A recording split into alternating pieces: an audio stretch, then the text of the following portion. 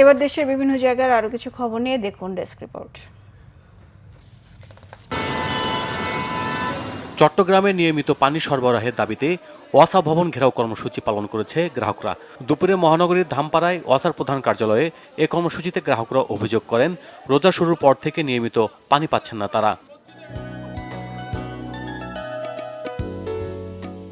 আশুলিয়ার বলিভদ্র বাজার এলাকায় ফুটপাতে চাঁদাবাজির অভিযোগে স্থানীয় বিএনপির নেতা জাহাঙ্গীর মণ্ডলকে জড়িয়ে বিভিন্ন অপপ্রচারের প্রতিবাদে মানববন্ধন করেছেন স্থানীয় হকাররা। ঢাকা টাঙ্গাইল মহাসড়কে চাঁদাবাজদের হাত থেকে জাহাঙ্গীর মণ্ডল তাদেরকে মুক্ত করেছেন বলে দাবি করেন তারা। হবিগঞ্জ মেডিকেল কলেজ রক্ষা ও স্থানান্তরের সিদ্ধান্তের প্রতিবাদে মানববন্ধন হয়েছে। দুপুরে জেলা প্রশাসকের কার্যালয়ের সামনে সম্মিলিত নাগরিক আন্দোলনের ব্যানারে এ কর্মসূচি পালন করা হয়।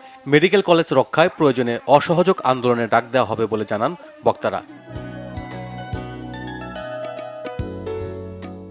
বার্ষিক ইফতার মাহফিল হয়েছে সিলেটের জগন্নাথপুরে। সীমান্তবর্তী এলাকা আশারকান্দি ওয়ারকোনা পূর্বপাড়া জামে মসজিদ মাঠে সহস্রাধিক এলাকাবাসী এতে অংশ নেন।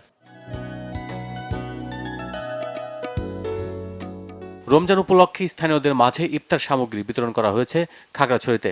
সকালে সদর জোন মাঠে এতে উপস্থিত ছিলেন zone commander lieutenant colonel Mohammad Khademul Islam. ইটভাটা ভ্রাম্যমাণ আদালত পরিচালনা জরিমানা ভাঙচুর বন্ধের প্রতিবাদে বিক্ষোভ সমাবেশ হয়েছে নোয়াখালীতে। দুপুরে শহরের শহীদ ভুলু স্টেডিয়াম থেকে বিক্ষোভটি শহরের গুরুত্বপূর্ণ সড়ক প্রদক্ষিণ করে। পরে জেলা প্রশাসক বরাবর একটি স্মারকলিপি দেন ভাটা মালিকরা। জাতীয় ভিটামিন এ প্লাস ক্যাম্পেইন বিষয়ে সাংবাদিকদের সঙ্গে ওরিয়েন্টেশন হয়েছে নাটোরে। সকালে সিভিল সার্জন কার্যালয়ে কনফারেন্স রুমে এতে উপস্থিত ছিলেন civil surgeon doctor Mohammad Muktadir Arefin. Bangla vision news desk.